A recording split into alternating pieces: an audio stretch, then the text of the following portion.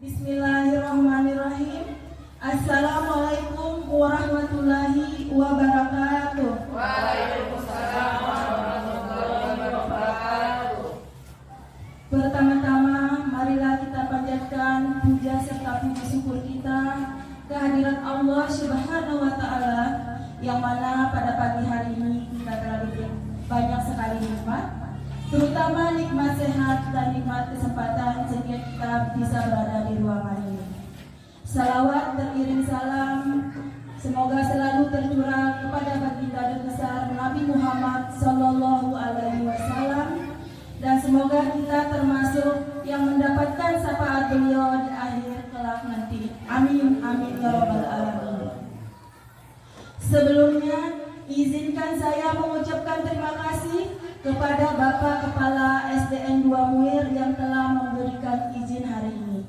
Dan terima kasih pula kepada bapak-bapak, ibu-ibu guru yang telah menyempatkan diri hadir pada acara destinasi hari ini.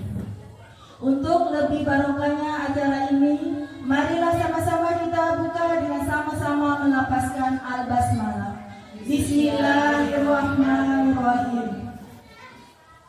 Pada kesempatan kali ini saya ingin memaparkan modul 1.4, yaitu materi tentang budaya positif.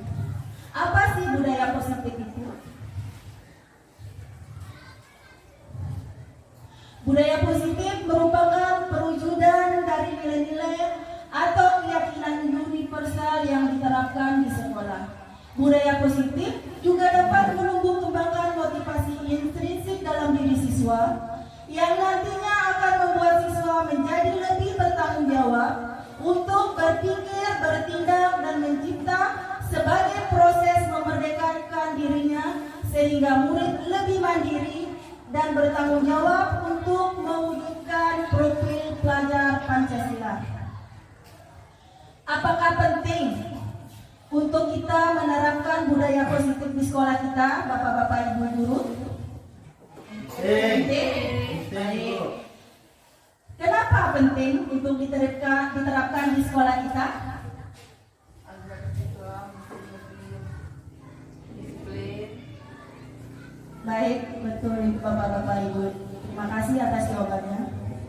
Adapun konsep inti yang saya akan sampaikan pada hari ini yaitu yang pertama tentang disiplin positif. Mana disiplin positif ini merupakan pendekatan mendidik anak untuk melakukan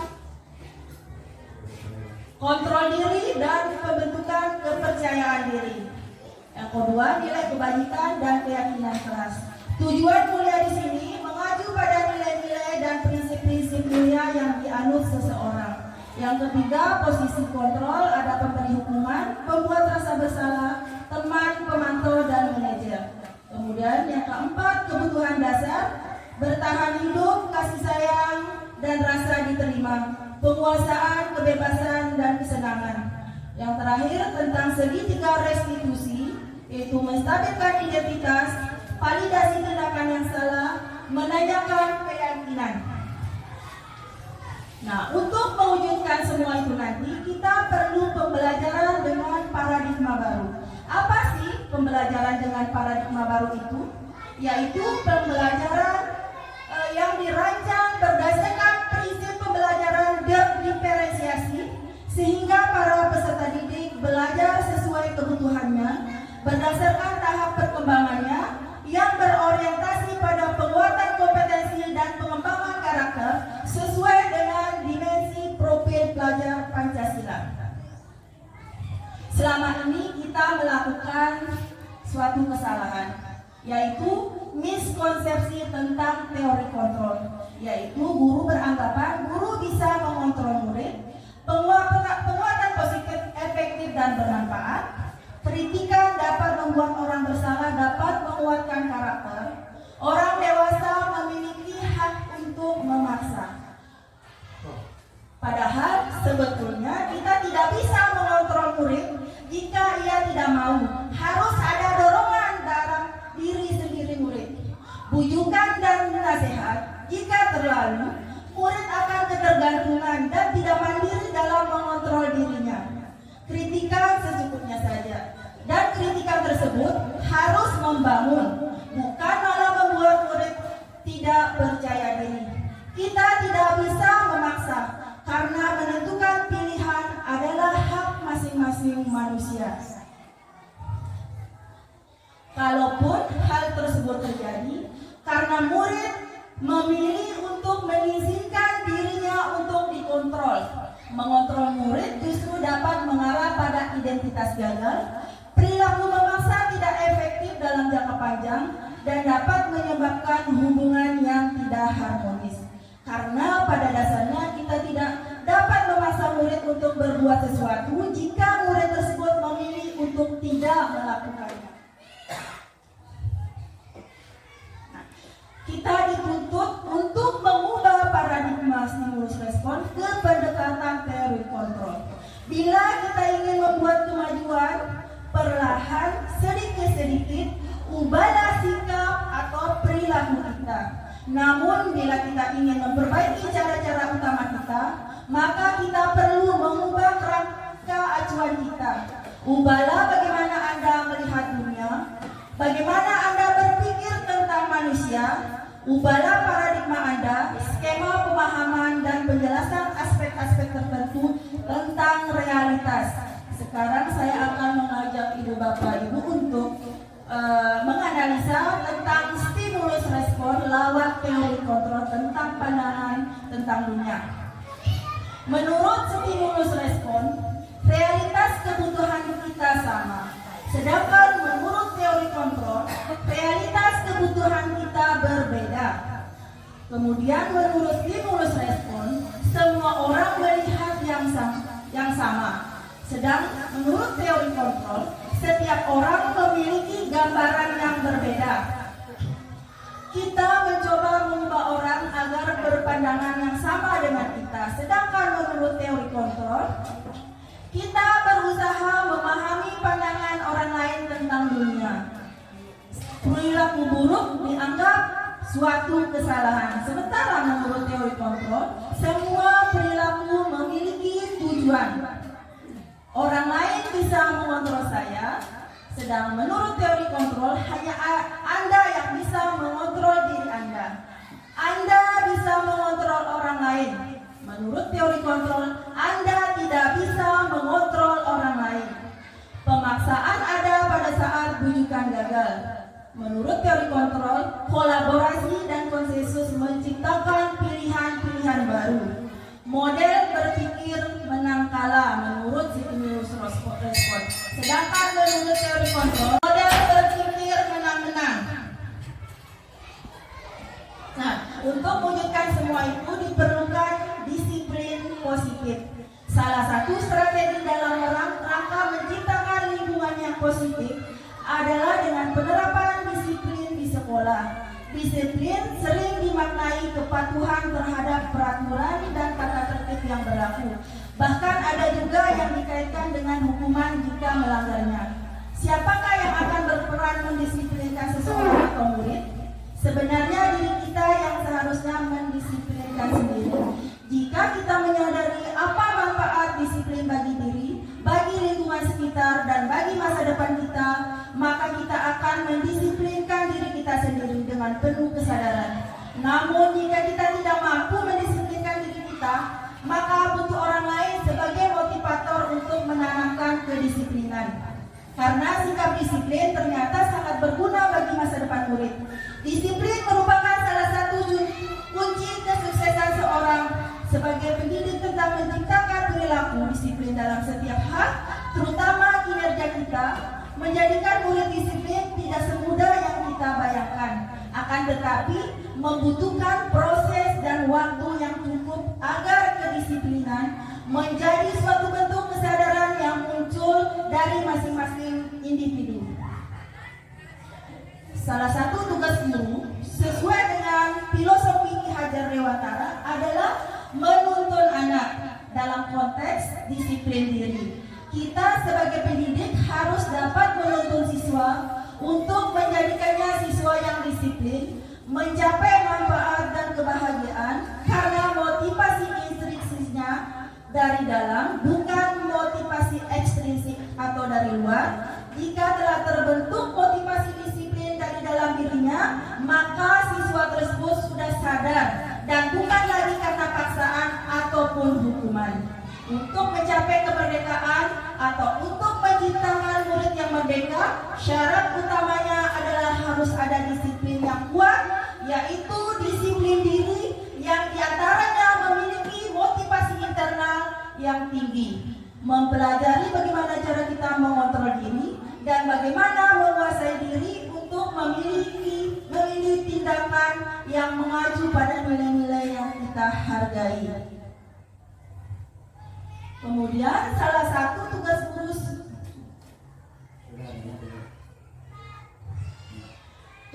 disiplin merupakan suatu bentuk perbuatan kontrol diri, yaitu belajar untuk mengontrol diri agar dapat mencapai suatu tujuan mulia, yakni nilai-nilai kebajikan yang merupakan sifat-sifat positif manusia.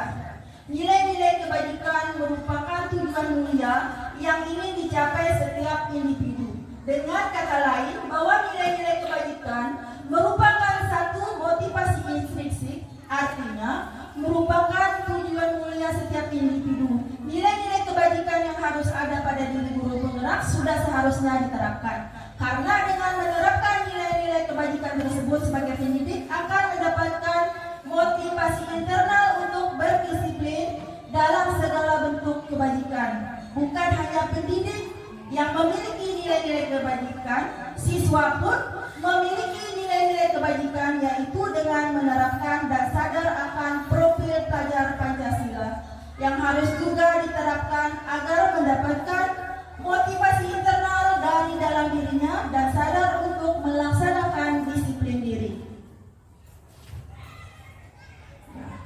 Ibu-ibu, bapak-bapak guru yang saya hormati, salah satu nilai kebajikan yang paling menarik adalah profil pelajar Pancasila. Nilai-nilai kebajikan tersebut harus kita terapkan di sekolah kita secara keseluruhan. Salah satu kebajikan tentang beriman dan bertakwa kepada Tuhan Yang Maha Esa hingga menjadi siswa yang berakhlak mulia. Untuk mencapai beriman dan bertakwa harus ada kegiatan yang terkontrol dan berkesinambungan. Salah satu strateginya dengan buku prestasi. Buku prestasi tersebut berisi daftar melaksanakan kegiatan seperti sholat, kegiatan belajar, dan kegiatan positif lain yang dilaksanakan oleh siswa. Hal tersebut dilakukan terus-menerus secara berkesinambungan hingga menjadi suatu budaya yang positif. Nilai kebajikan di dalam profil pelajar Pancasila yaitu ada 6. Yang pertama, beriman, bertakwa kepada Tuhan Yang Maha Esa, dan berakhlak mulia, berkebinekaan global, bergotong royong, mandiri, dan bernalar kritis. Yang terakhir, kreatif.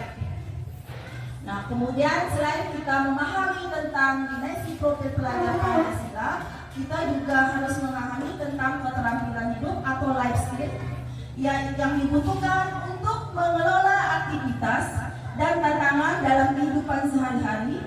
Menguasai keterampilan ini bisa membuat kita mampu menangani berbagai hal dengan baik, mulai dari cara berinteraksi dengan orang lain hingga mengelola emosi.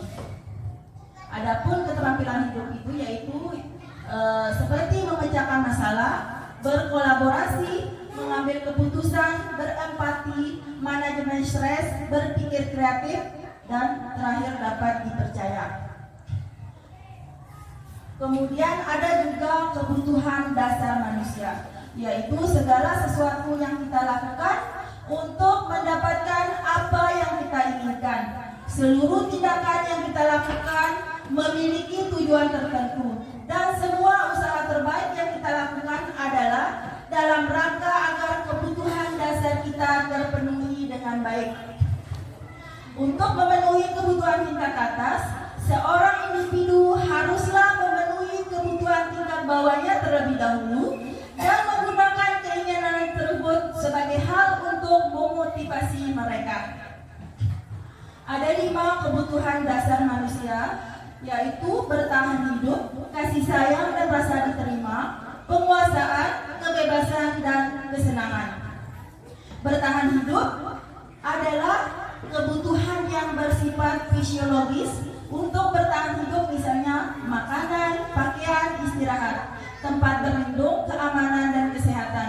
Secara sederhana itu dapat dipenuhi dengan makan, tidur, olahraga, memberikan perlindungan.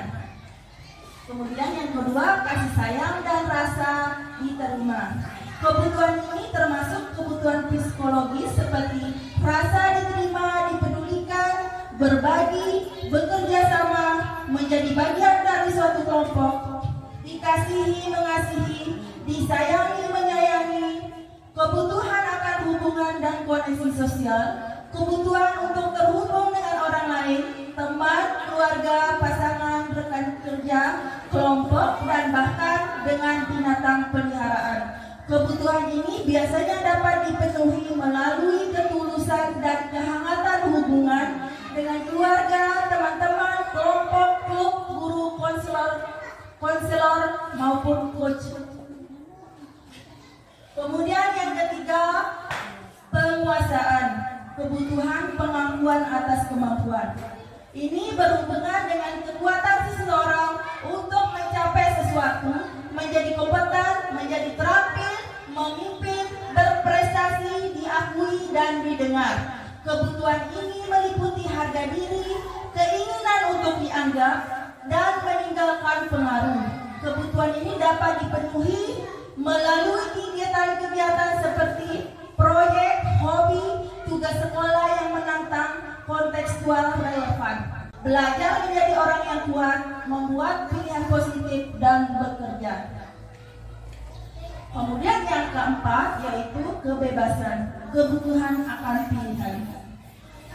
Adalah kebutuhan untuk mandiri, otonom, memiliki pilihan, mengembangkan daya lenturnya, dan mampu mengendalikan arahnya sendiri. Kebutuhan ini terkait dengan kebebasan untuk memilih dan membuat pilihan, kebutuhan bergerak, mencoba-coba, mengeksplorasi hal baru dan menarik. Pemenuhan kebutuhan ini dapat dilakukan dengan menyediakan variasi waktu senggang, memberikan ruang untuk jadi diri sendiri yang merdeka serta hiburan. Kemudian yang kelima yaitu kesenangan, kebutuhan untuk merasa senang. Adalah kebutuhan untuk mencari kesenangan, humor, bermain, bersenang-senang, bergembira, antusiasme, dan tertawa. Gleiser menghubungkan kebutuhan ini dengan belajar. Menurutnya, dengan bermain kita sekaligus mempelajari banyak keterampilan hidup yang penting. Biasanya kebutuhan ini juga dapat dipenuhi dengan menyediakan tantangan, guruan, dan pembelajaran yang bermakna. Sekarang kita ke materi selanjutnya yaitu tentang posisi kontrol. Yaitu pemberi hukuman, pembuat rasa bersalah, teman, pemantau, dan manajer. Pemberi hukuman yaitu seorang penghukum bisa menggunakan hukuman fisik maupun verbal. Orang-orang yang menjalankan posisi penghukum senantiasa mengatakan bahwa sekolah memerlukan sistem atau alat yang dapat lebih menekan murid-murid lebih dalam lagi. Guru-guru yang menerapkan posisi penghukum akan berkata, patuhi aturan saya, atau awas, kamu selalu saja salah, pasti selalu yang terakhir selesai. Guru seperti ini senantiasa percaya hanya ada satu cara agar pembelajaran bisa berhasil, yaitu dengan cara dia. Kemudian ke posisi kontrol yang kedua yaitu pembuat rasa bersalah. Pada posisi ini biasanya guru akan bersuara lebih lembut. Pembuat rasa bersalah akan menggunakan keheningan yang membuat orang lain merasa tidak nyaman, bersalah atau rendah diri. Kata-kata yang keluar dengan lembut akan seperti ini. Ibu sangat kecewa sekali dengan kamu. Berapa kali Bapak harus memberitahu kamu ya? Gimana coba kalau orang tua kamu tahu kamu berbuat begini? Di posisi ini, murid akan memiliki penilaian diri yang buruk tentang diri mereka.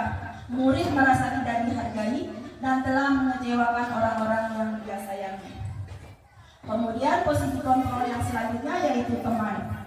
Pada posisi ini tidak akan menyakiti murid, namun akan tetap berupaya mengontrol murid melalui persuasi. Posisi teman pada guru bisa negatif ataupun positif. Positif di sini berupa hubungan baik yang terjalin antara guru dan murid. Guru di posisi teman menggunakan hubungan baik dan humor untuk mempengaruhi seseorang. Mereka akan berkata, ayo bantulah demi bapak atau demi ibu ya. Kemudian, ayo ingat tidak bantuan bapak selama ini. Ya sudah, kali ini tidak apa-apa, nanti ibu bantu bereskan. Hal negatif dari posisi teman adalah bila suatu saat guru tersebut tidak membantu, maka murid akan kecewa dan berkata, saya pikir bapak ibu teman saya. Murid merasa dikecewakan dan tidak mau lagi berusaha. Hal lain yang mungkin timbul adalah murid hanya akan bertindak untuk guru tertentu dan tidak untuk guru lainnya. Murid akan tergantung pada guru yang disayanginya. Kemudian posisi kontrol selanjutnya yaitu sebagai pemantau. Pemantau berarti memantau atau berarti mengawasi. Pada saat kita mengawasi, kita bertanggung jawab atas perilaku orang-orang yang kita awasi. Posisi pemantau berdasarkan pada peraturan-peraturan dan konsekuensi. Dengan menggunakan sanksi atau konsekuensi, kita dapat memisahkan hubungan pribadi kita dengan murid.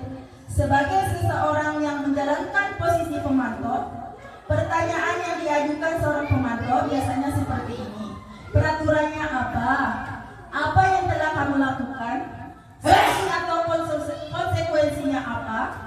Seorang pemantau sangat mengandalkan penghitungan, catatan, data yang dapat digunakan sebagai bukti atas perilaku seseorang. Posisi ini akan menggunakan stiker, slip, catatan, atau daftar cek. Posisi pemantau sendiri berawal dari teori stimulus respons yang menunjukkan tanggung jawab guru dalam mengontrol murid. Kemudian posisi kontrol yang terakhir yaitu sebagai manajer.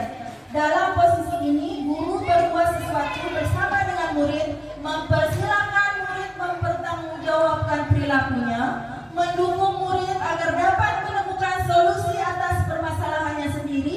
Seorang manajer telah memiliki keterampilan di posisi teman maupun pemantau, dan dengan demikian bisa jadi di waktu-waktu tertentu kembali kepada kedua posisi tersebut bila diperlukan. Namun bila kita menginginkan murid-murid kita menjadi manusia yang merdeka, mandiri dan bertanggung jawab, maka kita perlu mengacu kepada restitusi yang dapat menjadikan murid kita seorang manajer bagi dirinya sendiri. Di manajer, murid diajak untuk menganalisa kebutuhan dirinya maupun kebutuhan orang lain. Di sini penekanan bukan pada kemampuan membuat konsekuensi, namun dapat berkolaborasi dengan murid bagaimana memperbaiki kesalahan yang ada. Seorang manajer akan berkata, apa yang kita yakini, kembali ke keyakinan kelas. Apakah kamu meyakininya? Jika kamu meyakininya, apakah kamu bersedia memperbaikinya? Jika kamu memperbaiki ini, hal ini menunjukkan apa tentang dirimu? Apa rencana kamu untuk memperbaiki hal ini? Tugas seorang manajer bukan untuk mengatur perilaku seseorang. Kita bimbing murid untuk dapat mengatur dirinya. Seorang manajer bukannya memisahkan murid dari kelompoknya, tapi mengembalikan murid tersebut ke kelompoknya dengan lebih baik dan kuat. Nah, untuk melakukan semua itu ada motivasi perilaku dalam diri manusia ya. Bapak-bapak, ibu guru yang hebat, apa masih semangat? Semangat. Baik, kita lanjutkan ya. Ya, setiap tindakan ada motivasi ya. Yang pertama, untuk menghindari ketidaknyamanan atau hukuman. Ini adalah tingkat terendah dari motivasi perilaku manusia. Biasanya orang yang motivasi perilakunya untuk menghindari hukuman atau ketidaknyamanan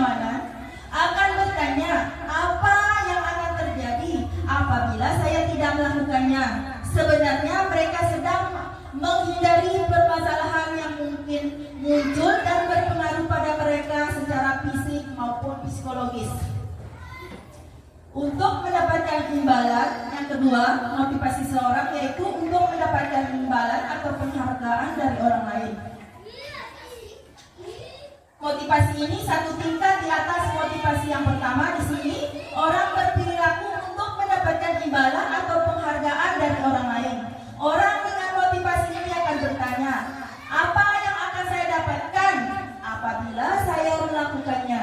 Mereka melakukan sebuah tindakan untuk mendapatkan pujian dari orang lain yang menurut mereka penting dan mereka letakkan dalam dunia berkualitas mereka.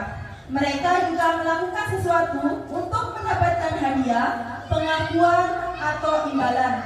Motivasi ini juga bersifat eksternal atau dari luar. Kemudian motivasi yang ketiga yaitu untuk menjadi orang yang mereka inginkan dan menghargai diri sendiri. Dengan nilai-nilai yang mereka percaya, orang dengan motivasi ini akan bertanya, akan menjadi orang yang seperti apa apabila saya melakukannya. Mereka melakukan sesuatu karena nilai-nilai yang mereka yakini dan hargai. Dan mereka melakukannya karena mereka ingin menjadi orang yang melakukan nilai-nilai yang mereka yakini tersebut.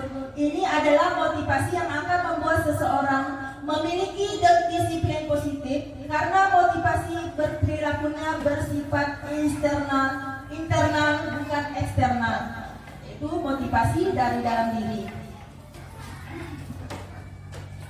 Sekarang saya akan mengajak ibu bapak untuk membandingkan yaitu tentang hukuman, konsekuensi, dan restitusi. Menurut pandangan hukuman, sesuatu yang menyakitkan harus terjadi, sedangkan di konsekuensi sesuatu harus terjadi. Menurut restitusi merupakan pilihan. Kemudian yang selanjutnya, tidak nyaman untuk murid atau anak untuk jangka waktu yang panjang. Menurut konsekuensi, tidak nyaman untuk murid anak untuk jangka waktu pendek. Menurut restitusi, menguatkan untuk murid atau anak dalam jangka waktu panjang. Kemudian korban mendapatkan keadilan. Menurut konsekuensi, korban bisa diabaikan. Kemudian menurut restitusi, korban mendapatkan ganti. Berdasarkan hukuman, murid atau anak akan tersakiti. Menurut konsekuensi, murid anak dibuat untuk tidak nyaman. Sedangkan menurut restitusi, murid anak mendapatkan penguatan. Menurut hukuman, sistem tidak akan berjalan bila murid tidak takut. Kemudian menurut konsekuensi, memerlukan monitoring dan supervisi terus-menerus dari guru. Sedangkan menurut restitusi, murid belajar bertanggung jawab untuk perilakunya. Peraturannya adalah kamu harus. Sedangkan menurut konsekuensi, apa peraturannya? Mampukah kamu melakukannya? Terima kasih. Sedangkan menurut restitusi, apa yang kamu yakini, apa yang bisa kamu lakukan untuk memperbaiki masalah ini. Kemudian berdasarkan hukuman, murid atau anak membenci peraturan. Menurut konsekuensi, murid atau anak menghormati peraturan. Sedangkan menurut restitusi, murid atau anak menghormati dirinya dan orang lain. Kemudian yang selanjutnya menurut hukuman, awas kalau dilakukan lagi, ayo nanti awas ya. Sedangkan menurut konsekuensi, lakukan apa yang saya katakan. Sedangkan menurut restitusi, yaitu apakah hal ini yang sesungguhnya ingin kamu lakukan. Kemudian selanjutnya, murid atau anak belajar menyembunyikan kesalahan.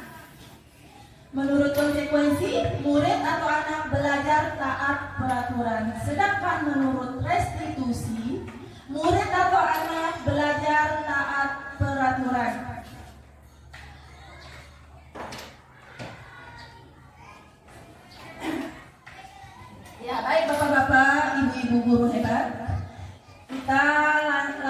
materi tentang contoh penerapan 5 posisi kontrol. Di sini ada kasus siswa yang tidak memakai atribut saat upacara bendera yang dilakukan oleh guru yang berada di posisi kontrol penghukum. Kamu lagi, selalu saja kamu yang tidak pakai atribut saat upacara. Sekarang kamu berdiri di tiang bendera sambil hormat. Itulah ucapan yang sering diucapkan oleh guru ketika siswanya yang bersalah. Kemudian dalam posisi kontrol pembuat rasa bersalah, guru akan berkata seperti ini. Kenapa kamu tidak mau pakai atribut? Ibu sudah berulang kali menasihati kamu. Ibu sangat kecewa dengan kamu. Kemudian dalam posisi kontrol sebagai teman, biasanya guru akan mengucapkan kata-kata seperti ini. Ayo dong, kamu patuhi aturan dan tata tertib sekolah. Tolong bantu Bapak Ibu guru di sini ya. Sudah, tidak apa-apa, lain kali harus pakai atributnya ya.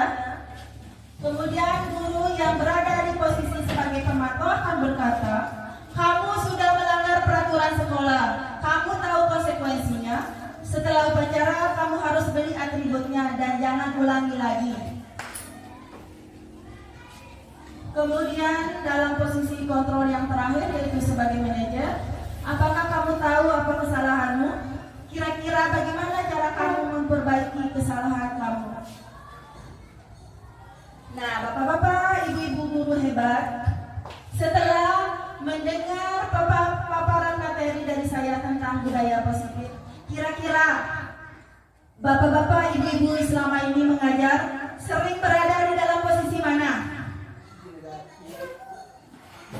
Hukuman sebagai penghukum atau pembuat rasa bersalah? Teman?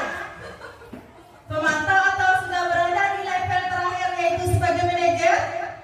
Bagaimana bapak-bapak, ibu-ibu? Masih penghukum. Sebagai penghukum? Sepertinya masih semua. Masih semua diterapkan? Kadang jadi penghukum, kadang jadi pemantau, kadang jadi teman. Kalau untuk manajer masih butuh belajar bapak-bapak, ibu-ibu hebat ya. Ya baik, terima kasih atas jawabannya. Apakah bapak-bapak, ibu-ibu guru nanti bisa mencoba untuk menerapkan posisi yang kelima atau sebagai manajer? Siap. Alhamdulillah. Kita bersama-sama ya, bekerja sama atau berkolaborasi untuk mewujudkan cita-cita kita kepada murid kita atau cita-cita sesuai dengan profil belajar Pancasila. Nah, sekarang ada contoh ya, posisi kontrol. Apakah aku kalau kalimatnya seperti ini? Kamu telah mengecewakan ibu. Siapa yang bisa jawab coba dari bapak-bapak ibu? Ibu ini menjawab konsekuensi. Ibu Eva bagaimana? Pembuat rasa bersalah? Mari kita lihat jawabannya ya. Apakah benar atau salah jawabannya? Jawabannya pembuat rasa bersalah. Tepuk tangan untuk kita semua. Ya, kemudian ada yang kedua, yaitu kamu lagi yang selalu terlambat. Kapan kamu bisa datang tepat waktu? Pemantau. Ya, ada yang jawab pemantau. Bagaimana dengan bapak-bapak ibu guru yang lain? Ya, Ibu Asna menjawab penghukum. Yang lain ada jawaban lain? Tidak ada? Baik, kita lihat jawabannya ya. Ya, kalau kata-katanya seperti itu, berarti kita masih berada di posisi sebagai penghukum. Kemudian ke posisi kontrol lagi selanjutnya. Apakah kamu punya solusi untuk memperbaiki kesalahan kamu? manajer. Berarti sudah paham bapak-bapak ibu tentang posisi manajer ya? Baik, tepuk tangan untuk kita semua.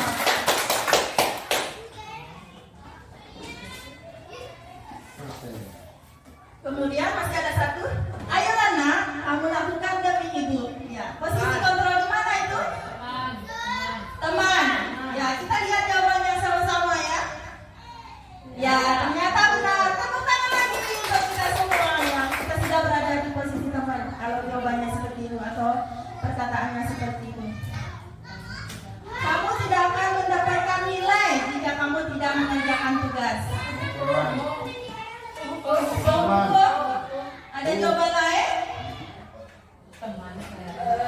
Hukuman. Manajer, bagaimana dari Bapak Kepala Sekolah apa jawabannya? Silakan keluarkan pendapatnya.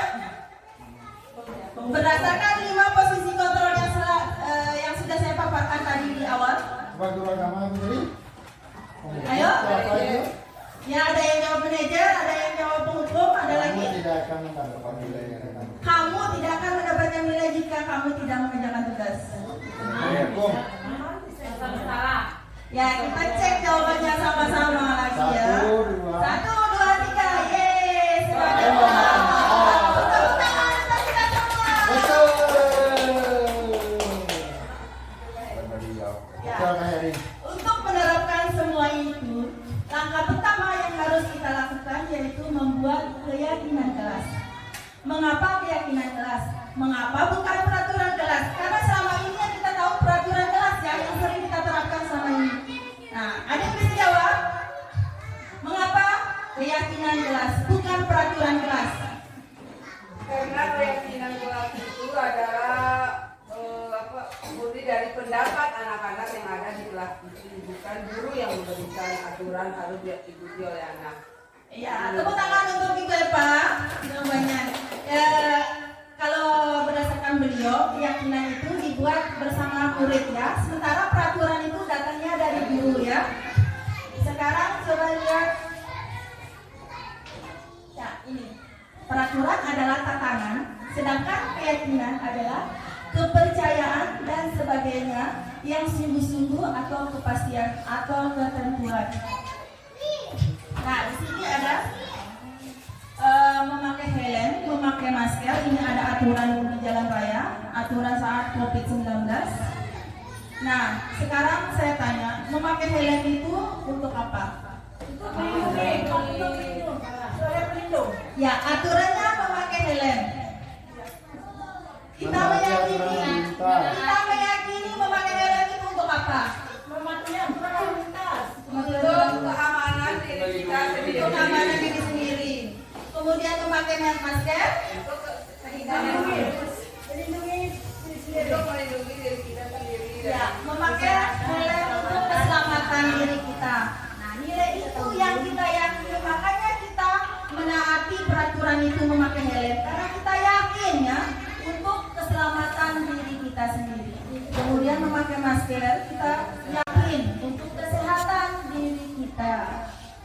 Baik Bapak-bapak, Ibu guru hebat.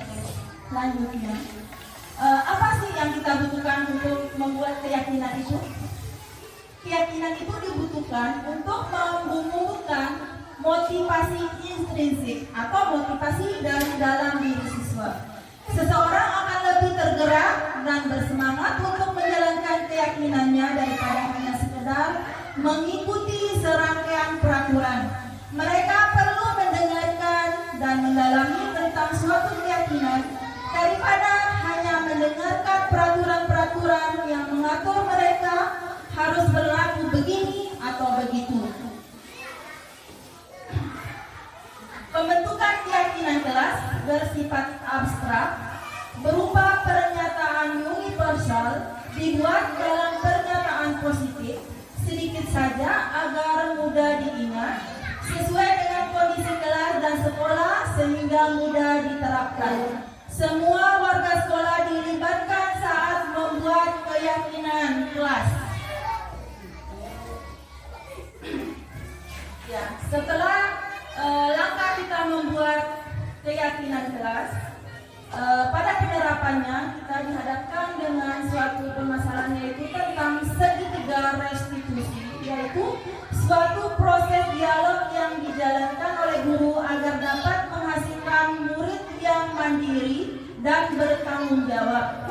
Langkah-langkah restitusi yang pertama yaitu menstabilkan identitas, validasi tindakan, dan menanyakan keyakinan. Ya, dalam posisi menstabilkan identitas, berdasarkan prinsip membuat kesalahan adalah bagian dari proses pembelajaran. Berbuat salah itu hal yang wajar. Tidak ada manusia yang sempurna. Ibu, bapak juga pernah melakukan hal itu.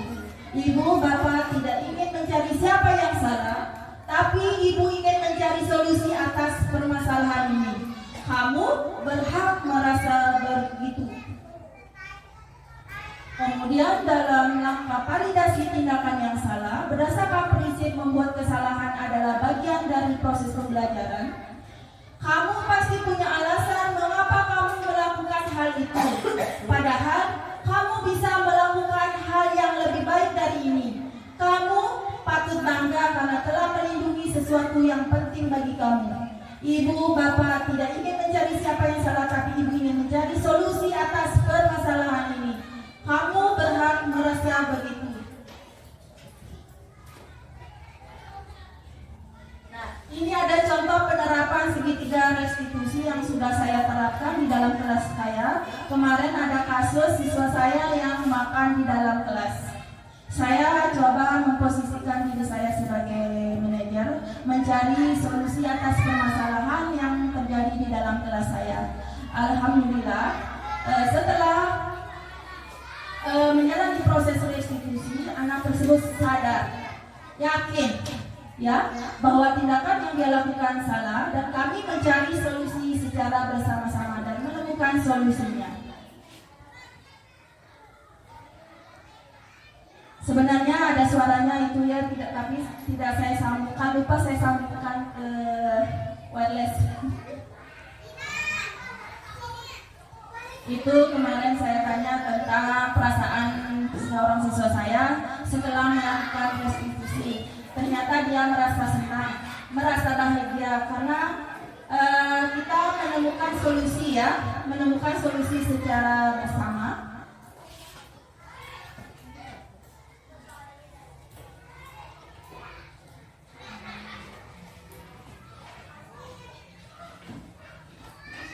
Ya.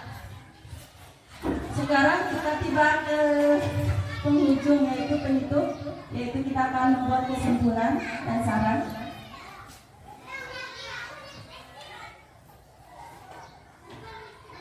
Kesimpulannya bahwa dalam penerapan program disiplin positif, hendaknya guru memiliki standar kepribadian profesional dan sosial yang baik, di mana guru mampu merefleksikan dirinya dalam posisi kontrol saat ini, bagaimana perjalanan dirinya sebagai among dan manajer yang menuntun murid-muridnya menjadi insan yang mandiri, merdeka dan bertanggung jawab sesuai dengan standar pendidikan nasional. Ya, adapun sarannya, semoga kedepannya kita bisa menerapkan segitiga restitusi dalam memecahkan masalah murid yang kita hadapi di sekolah dan berada pada posisi kontrol sebagai manajer. Mungkin hanya itu yang dapat saya sampaikan melalui kesempatan ini. Saya mohon maaf atas kekurangan yang telah saya lakukan. Sebelumnya sekali lagi terima kasih kepada bapak-bapak, ibu guru yang telah hadir pada acara ini. Wabillahi taufiq. Sebelumnya kita tutup bersama-sama ya, dengan sama-sama melapaskan alhamdulillah. Alhamdulillahirabbil alamin. Wabillahi taufiq wal hidayah. Wassalamualaikum warahmatullahi wabarakatuh. Waalaikumsalam.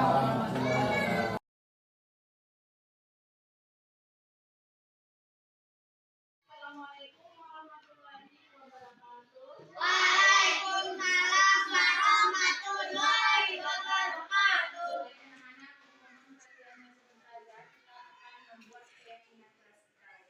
Kemarin kan sudah ada peraturan kelas ya.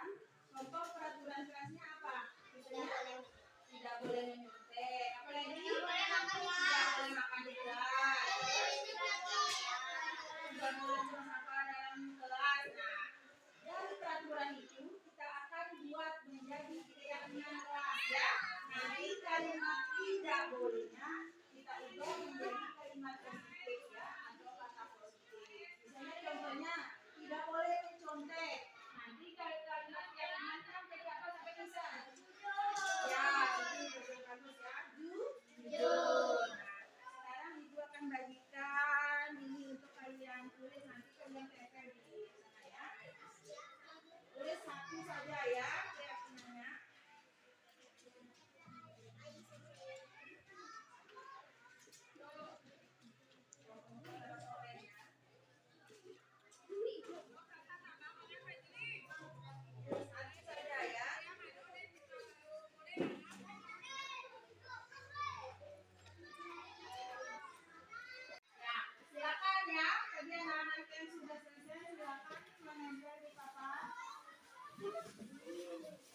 Ya,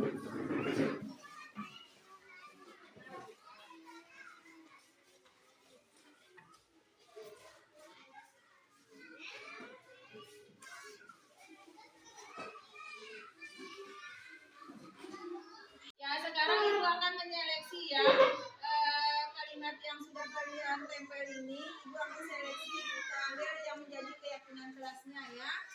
Ini ada jujur, disiplin, tidak boleh makan, tidak boleh. Ibu ambil yang bukan keyakinan kelas ya.